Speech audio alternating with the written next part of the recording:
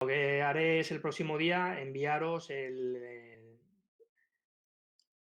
¿cómo se llama? El identificador, creo, el identificador de Zoom. Os voy a mandar luego por el enlace, por el foro, pues todas las características de la reunión de Zoom para que, bueno, visto que el enlace de Studium pues no parece funcionar, como ya alguno de vosotros me había anunciado la semana pasada, ¿no? Que solía fallar esta parte.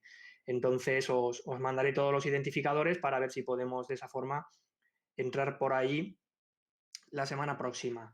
Y como os había dicho en el mensaje que os envié al foro, vamos a ver si lo tengo por aquí, como os había dicho en el mensaje, pues eso, si, como dice aquí abajo del todo, el acceso por Blackboard, en la última línea del mensaje, el acceso por Blackboard se ha ocultado, pero lo volveremos a activar en el caso de que no podamos impartir la clase por Zoom, que es lo que ha pasado al final, ¿vale? Así que para la semana que viene pues haremos lo mismo, mandaré, como digo, ahora todas las características de la reunión de Zoom y en el caso de que ni siquiera así podamos entrar la semana próxima, pues ya sabéis, volvemos aquí a Blackboard y nos encontramos en Blackboard como hoy.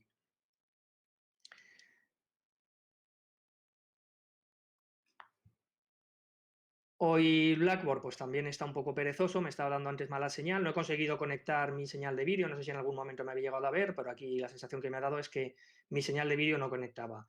De todas las formas, ya sabéis que esto no es necesario, así que vamos a ir viendo ya el tema cuarto, con eso, con la esperanza de que ya la semana que viene sí que podamos vernos por Zoom, que es una aplicación además que estaba viendo que es bastante más amigable. Entre otras cosas, Zoom ahora me estaba dejando ver perfectamente, digamos, qué consumo hace de los recursos de mi ordenador. Este ordenador que tengo en el despacho, pues la verdad es que es bastante antiguo, es un ordenador Mac que es estupendo, pero bueno, lo cierto es que es de 2009 nada menos. Y lo que me decía este Zoom es que el consumo de CPU estaba directamente al 100%. Otras cosas, la RAM, etcétera, estaban bien, el consumo pues era muy holgado, que daba todavía muchos recursos, pero la parte de la CPU estaba simplemente al 100%. Entonces, bueno, pues yo creo que ahí ya vamos viendo cuál es la explicación de que tengamos todos estos problemas de ralentización. Así que vamos a ir comenzando con la parte del tema cuarto, que es una parte en la que se habla, veis aquí, de dos conceptos de derivación y de diferenciación de las funciones que tengan varias variables reales, en principio, tanto en la salida como en la llegada, pero al igual que sucedía con el análisis de la continuidad, vamos a ver que con el espacio de llegada podemos suponer que estamos en R porque los cálculos van a quedar de alguna forma reducidos a varios cálculos de funciones que acaban en R, si es que hubiera comenzado con una función que acaba en un espacio más grande, en R2 o R3 o R4.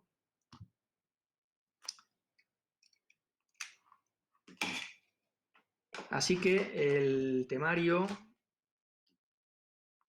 indica, como vemos aquí, que vamos a ver estos dos conceptos. El primero de ellos, que es el concepto de derivación, es como el primer intento por conseguir lo que queremos. Es decir, cuando uno pasa de una variable en donde sabemos lo que es la derivación y a lo mejor habéis escuchado también la palabra diferenciación, pero no habréis sabido muy bien qué es una cosa y qué es la otra. Digo que cuando uno intenta eso que sabemos hacer, extenderlo al caso de varias variables, pues el primer intento probablemente es este.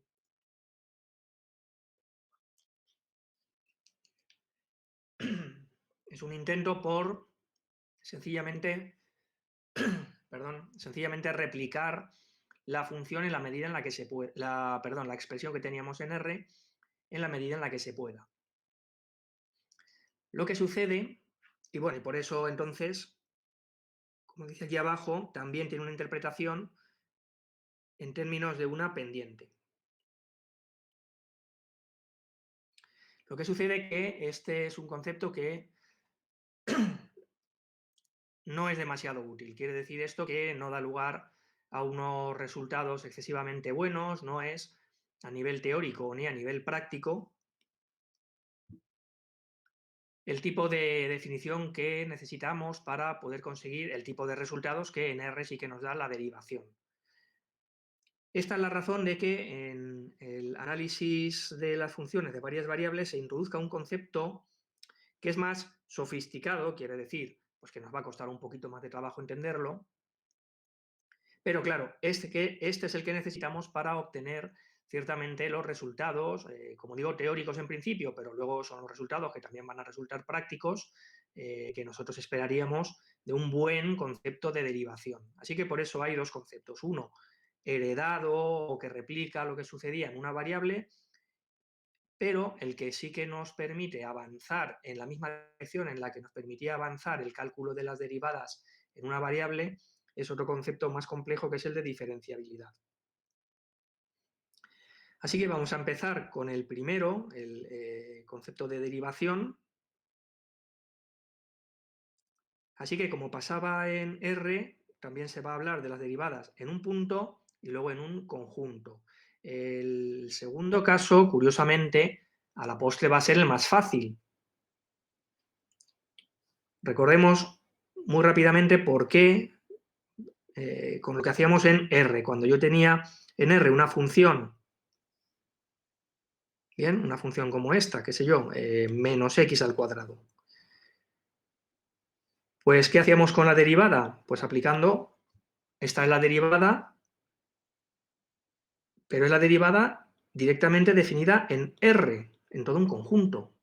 Si lo que me pidieran era la derivada en un punto, qué sé yo, el punto 5, pues tendría que hacer un paso adicional.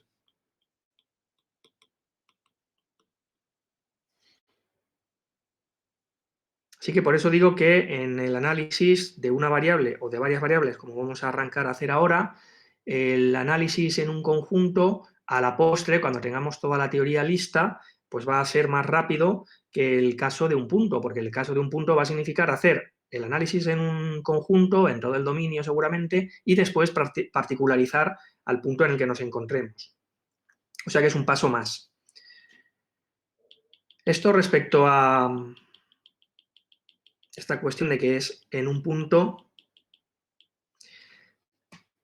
más complicado o más largo que en un conjunto.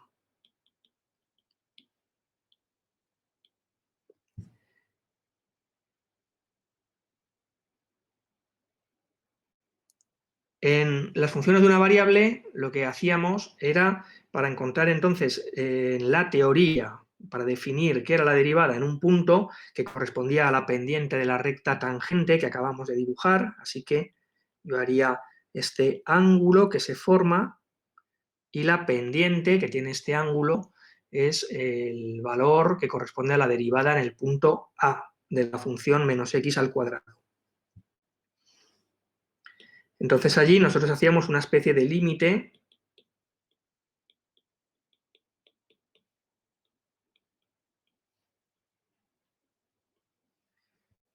con esta letra lambda, que es la que se usa en el manual y la que tenemos en las transparencias, una especie de límite de esta forma. ¿Por qué no podemos hacer lo mismo en vectores de varias variables? Si aquí, en lugar de tener un número como tenemos ahora, en la A, si fuera un vector, claro, el lambda, que es un número, ya no lo podría sumar con el vector.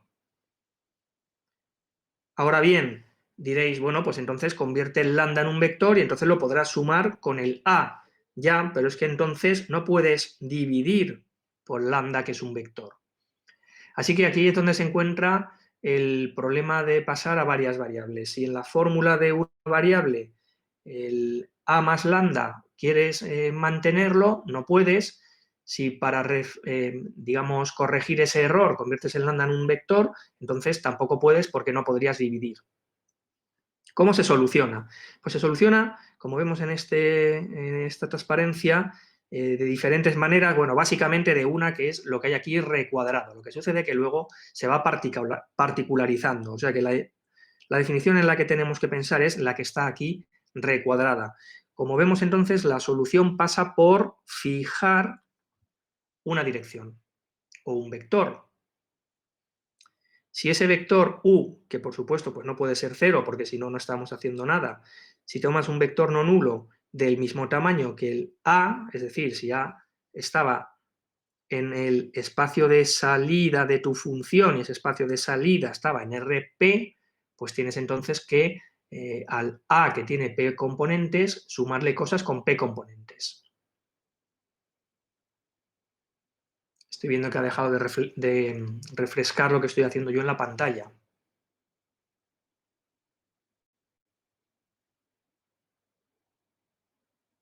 Sí.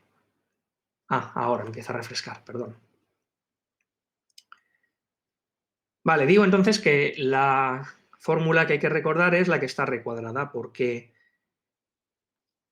es la fórmula general de derivada de un vector que, en el caso concreto en el que el vector tenga norma igual a 1, recordar la norma del vector quiere decir la raíz cuadrada, bueno, como va a ser 1, pues me daría igual hacer la raíz cuadrada que no, pero sería la raíz cuadrada de su primera componente al cuadrado más su segunda componente al cuadrado, y así con todas sus componentes, que hemos dicho que son p. Así que en ese caso particular, concreto, hablaremos de la derivada direccional, pero solamente un caso concreto. Y todavía más concreto, podría resultar que, siendo un vector de norma 1, fuera precisamente uno de los de la base canónica, que recordáis, tenían longitud 1, porque era una longitud de una unidad en la componente que corresponda y 0 en las demás. Así que, repito, la fórmula de arriba, particularizo a la fórmula cuando la norma sea 1 y entonces hablo de una derivada direccional en lugar de una derivada de un vector, y todavía más concreto, si resultara que esa derivada direccional fuera en la dirección de uno de los vectores de la base canónica, entonces concretamente hablamos de la derivada parcial. Aquí dice iésima, si estoy usando el iésimo vector de la base canónica, o hay momentos que también hablaremos de la derivada parcial respecto de la variable iésima, que es la x sub i. Por eso, la escritura que tenemos en este caso tan especial y tan útil es la que acabo de recordar aquí abajo y se lee de la forma que está escrito arriba. Es la derivada parcial iésima de f en el punto A, o a veces también la derivada respecto de la variable iésima de f en el punto A. Así que una sola definición, la que está recuadrada arriba, y casos particulares según vayamos descendiendo en nivel de concreción, y entonces la fórmula en general, la fórmula que había en el recuadro en la página anterior, es la que tenemos aquí marcada. Aquí ya hemos puesto nombre a cada componente del vector A, que tiene P, y hemos puesto nombre, como en lo que antes yo he escrito, al vector U, que recordemos, está escrito antes, este no puede ser el vector 0. Vale, pues la derivada que estaba definida arriba en la fórmula recuadrada se puede también escribir de esta manera que acabo de marcar. Es sencillamente volver a escribir lo mismo pero con componentes. Esto, si yo particularizo el caso de la U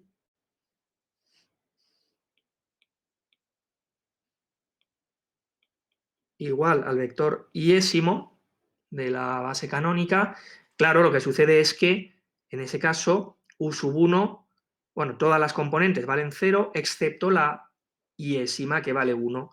Por eso, en esta parte de aquí, yo sí que tengo A sub i más lambda por 1, mientras que en las demás, claro, tengo la correspondiente, por ejemplo, en la primera pues tendría A sub 1 más lambda, pero multiplicando por 0, porque todas las componentes son 0 excepto la iésima. Así que por eso nos queda esta fórmula particular aquí tan sencilla. Digamos que lo que hay aquí y lo que hay aquí es lo mismo, excepto que en la componente iésima le he añadido la variable lambda o como le quisiéramos llamar, y luego divido por lambda.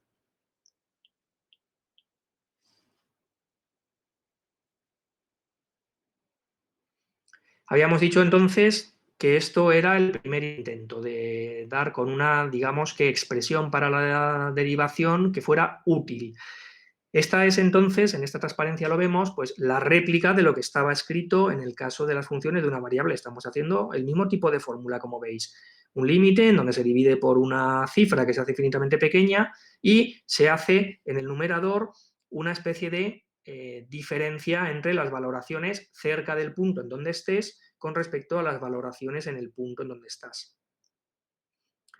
A nivel geométrico también tenemos, perdón, mira, aquí estoy viendo que hay una errata, a nivel geométrico hay entonces una interpretación que es también similar a la que teníamos antes. Bien, vamos a ver en esta figura qué elementos tenemos. Desde luego, como siempre, solamente la podemos visualizar si tenemos dos variables en la salida, una en la llegada, así que el punto en el cual se están haciendo los cálculos es el punto A, B, ¿de acuerdo? O sea que el punto que antes llamábamos A, voy a ponerle vector para que no se confunda, el punto que en la transparencia se llamaba A,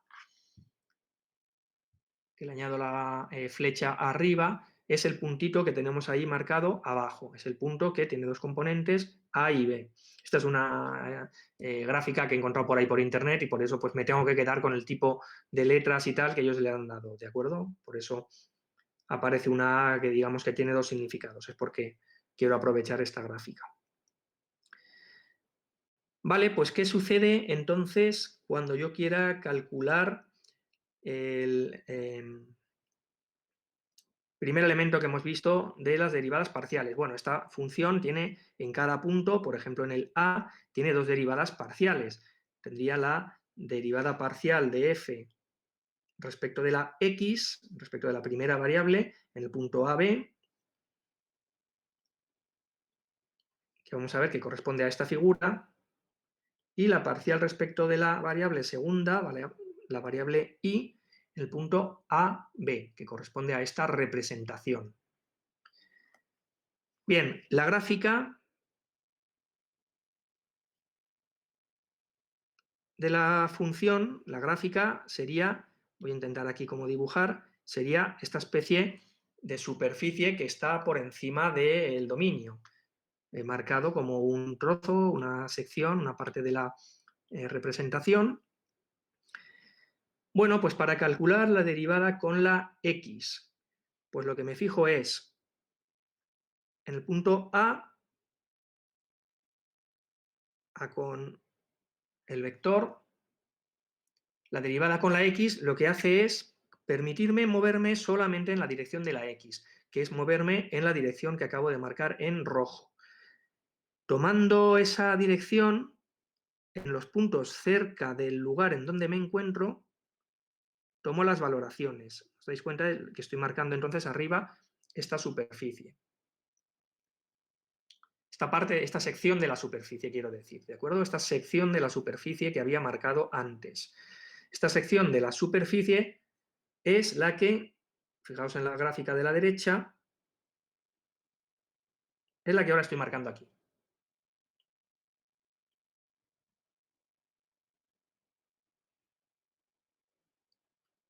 Y entonces ahora, con respecto a esa gráfica que ya estáis viendo, que es una gráfica de una variable, aunque había dos, pero como solamente os dejo mover la primera, la segunda está fija, la B ha quedado fijada en lo que valía, es decir, la segunda componente siempre vale B, vale, pues digo que esa fórmula que acabamos entonces de generar es la de una función de una variable como la que he dibujado yo antes, le puedo entonces dibujar la pendiente en el punto en donde me encuentre y esa tiene un determinado valor que es el de la parcial. La pendiente de la recta tangente que yo ya he dibujado a la gráfica, voy a borrar aquí para que se vea mejor, bien, entonces la pendiente de la recta tangente que hemos dibujado a esa gráfica que acabamos de obtener es lo que en la fórmula sale de hacer la derivada parcial de la f respecto de x en el punto AB.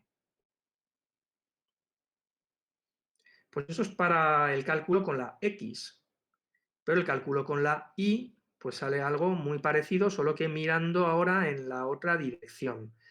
Para mirar el cálculo a nivel geométrico de la derivada parcial con la y, lo que hago es, en el punto, ahora me permito moverme en la otra dirección, en la de las i's. voy tomando las valoraciones de la función. Eso me genera esta gráfica que estoy ahora marcando aquí.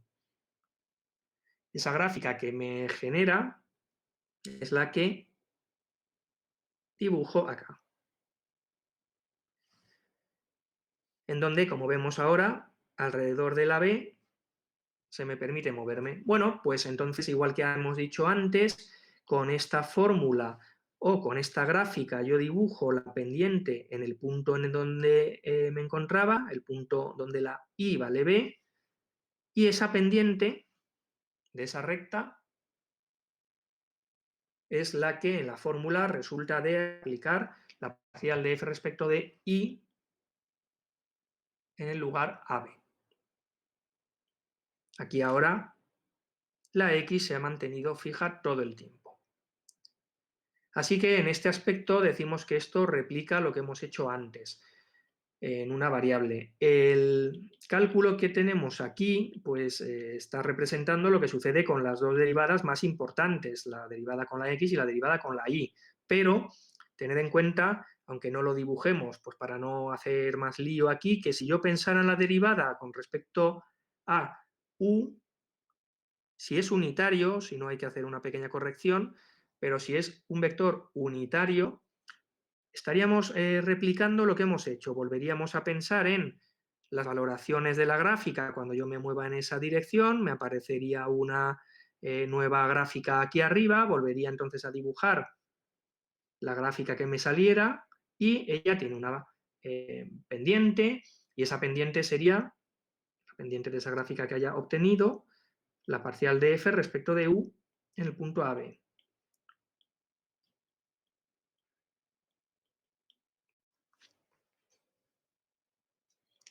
En fin, que todas las derivadas con respecto a direcciones se interpretan tal cual. Una derivada, una pendiente de una recta tangente. ¿Cuál es la recta tangente? La que se obtiene al seccionar la gráfica de la función en el plano que pasa por el vector u y por el punto A.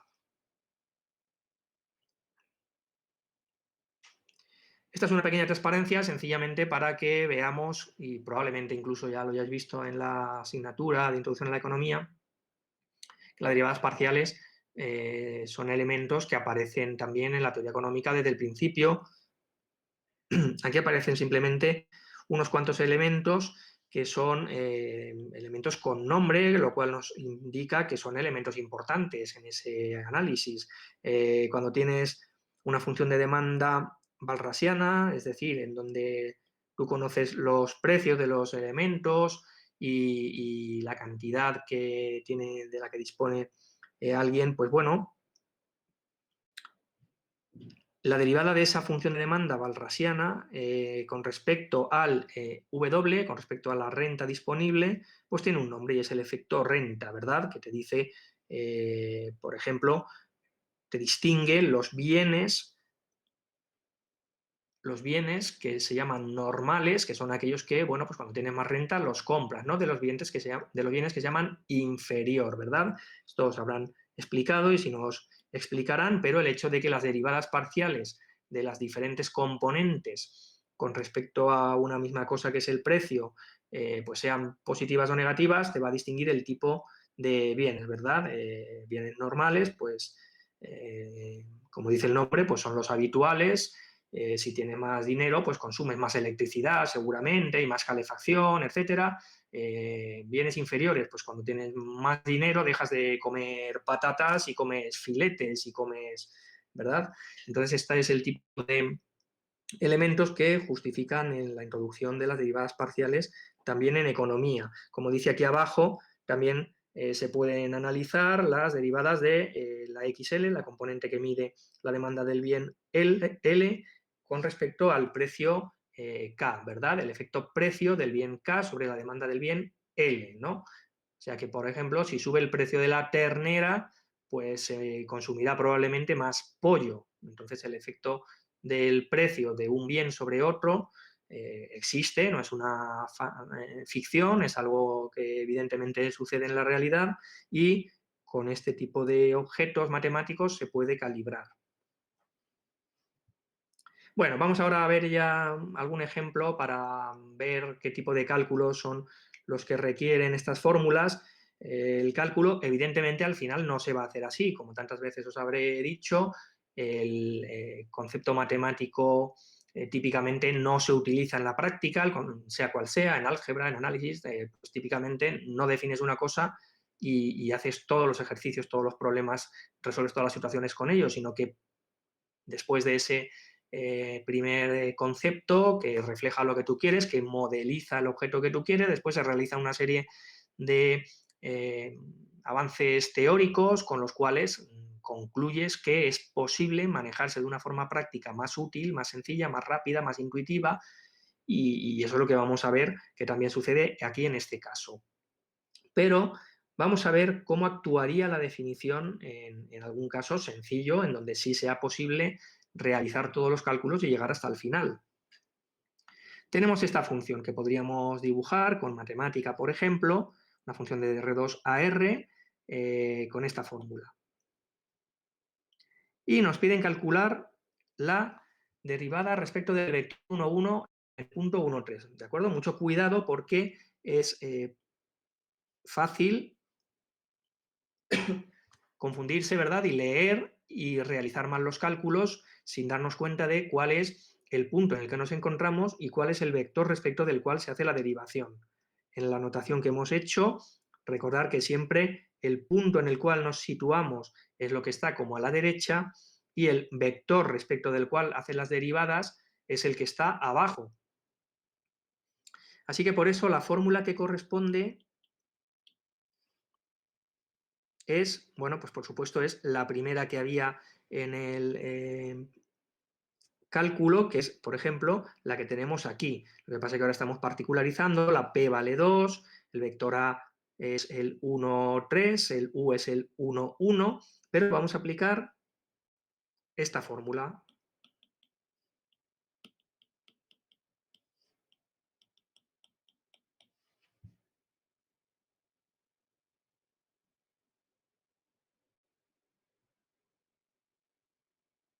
Esta es la fórmula general, que aquí la teníamos como desmenuzada, pero que corresponde en esta transparencia a la que hay recuadrada. Así que vamos a volver al ejercicio para ver cómo se le aplica a él, con los datos que tiene, la fórmula que está aquí anaranjada, o cómo se aplica la fórmula que está aquí redondeada en esta transparencia.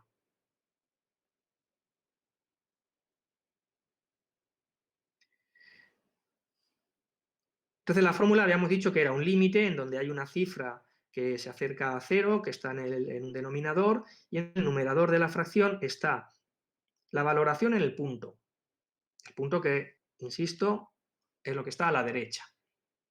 Y luego lo que sucede es que la comparo esa valoración con lo que sucede si yo me muevo al multiplicarme el vector que era el 1, 1 por esa cantidad infinitesimalmente pequeña, lambda. O sea que ahora voy a mirar el dominio R2, voy a ver lo que está sucediendo. Yo estoy en mi dominio R2, estoy en mi punto 1,3. Mi punto 1,3, yo me podía mover, como hemos hecho antes en la figura, en esta dirección, y esto me permitiría calcular la derivada con la x, me permitiría calcular la derivada con la y si me moviera en esta dirección. Y lo que sucede es que ahora lo que me piden es moverme en esta dirección. Esta es una dirección de 45 grados. Como el vector es el 1, 1, me estoy moviendo en la diagonal.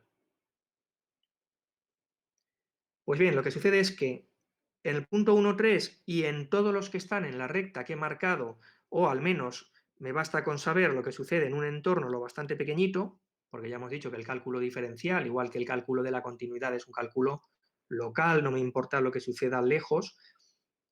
Así que en estos puntos yo evalúo la fórmula de la f, la que está recuadrada arriba,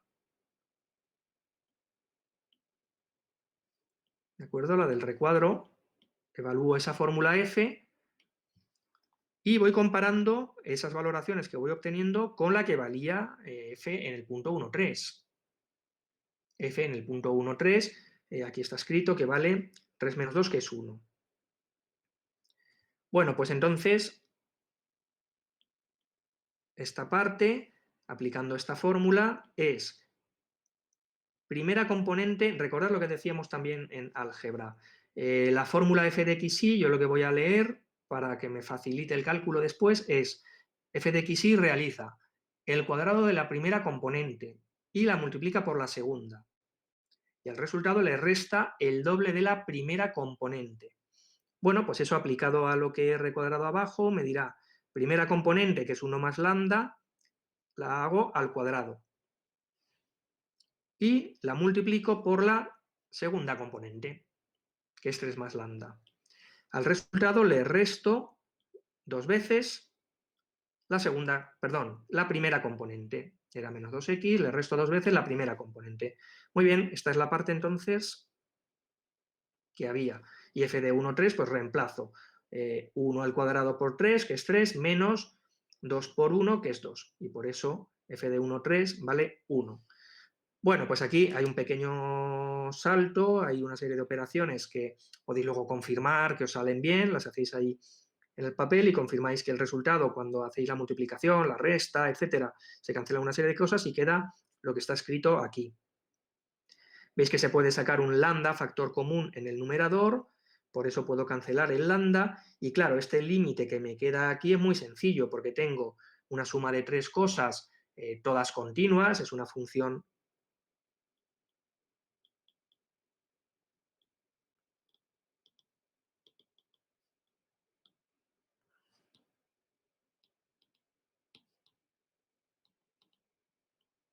que es continua porque es un polinomio en este caso, es una función polinómica de una variable, es una función continua. Entonces el valor del límite en un punto consiste sencillamente en reemplazar la variable, que es una lambda, por el valor del punto, que es el 0. Así que claro, es 5 más 5, 0, más 0 al cuadrado, resultado 5. Pues veremos más adelante que hay otra forma de realizar este cálculo, como decía, una forma que requeriría menos complicaciones técnicas, que va a proceder con una serie de cálculos bastante intuitivos y bastante incluso similares a los que hacíamos en las funciones de una variable. Claro, ese es un elemento que aparece nuevo, esto de derivar respecto de otras direcciones, es decir, en R había una sola dirección, que es moverse en el eje horizontal. Si quieres, había dos, una moverte hacia la derecha y otra moverte hacia la izquierda, y así podías pensar en una derivada por la derecha y una derivada por la izquierda. No había más cosas. Y sin embargo, aquí tenemos infinitas derivadas, como estamos viendo. Este movimiento que estamos haciendo en el dibujito que he hecho aquí a la izquierda es algo que es novedoso cuando ya tenemos varias variables. Te puedes mover en infinitas direcciones, como hemos dicho también en la parte de la continuidad.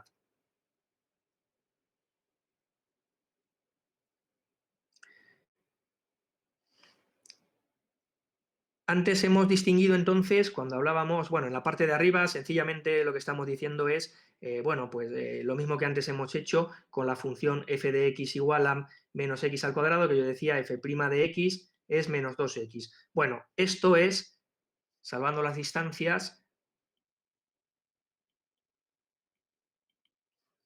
lo que quiere decir la definición que hay aquí. Cuando tú tienes una función derivada respecto de un vector fijo, el u, pues tú puedes con el mismo vector fijo derivar en todos los puntos de tu dominio. Y eso te da una derivada respecto de u, que es una función. Bueno, pues eso es lo que está aquí representado, pero no es nada misterioso. Es la extensión de esto, que, como acabo de decir, es la parte más fácil en el cálculo de las derivadas, al caso de la derivación con respecto de vectores.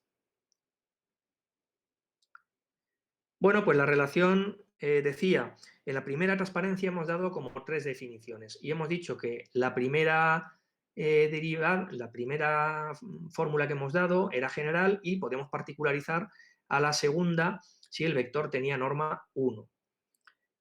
Bueno, realmente no hace falta, si me pidieran eso, si me pidieran la derivada en la dirección de un vector, no respecto de un vector, como estamos diciendo aquí, sino en la dirección de un vector, lo que tendría que hacer es calcular la derivada de un vector unitario en su dirección. Tendría que dividirle a él por su norma para hacer la derivada.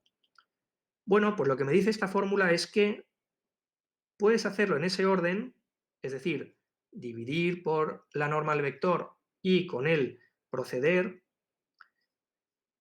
pero lo que te dice también es que lo podrías hacer al revés, hacer la derivada y luego hacer la división.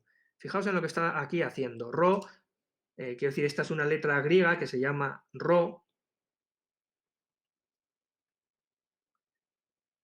es la que tenemos en el manual, así que la he copiado aquí. Y entonces, una función, si yo quiero hacer la derivada respecto de el doble de un vector o la mitad de un vector, y conozco a la derivada ya respecto del vector, pues lo tengo fácil. Solamente tendría que hacer, si me están pidiendo ahora la derivada respecto del doble, que multiplicar por 2 lo que tenía. Si me piden la derivada respecto del vector, que es el dividido por 6, pues lo que tendría que hacer es dividir el resultado que tenía por 6.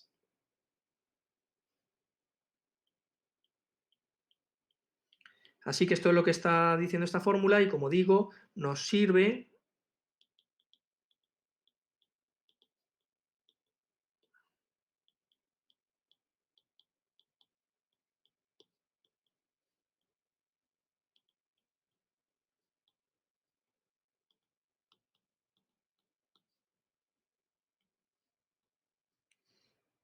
sé, si sé la derivada respecto de un vector, también sé, es decir, lo puedo hacer inmediatamente, ¿no?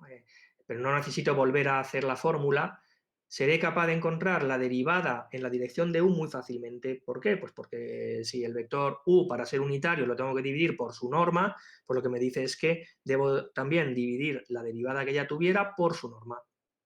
Es así de rápido y por eso no hay que volver a hacer la fórmula de la derivación para encontrar la derivada en la dirección. Muy bien, son y 52. Venga, vamos a hacer un pequeño descanso de 5 minutos y continuamos con este tema.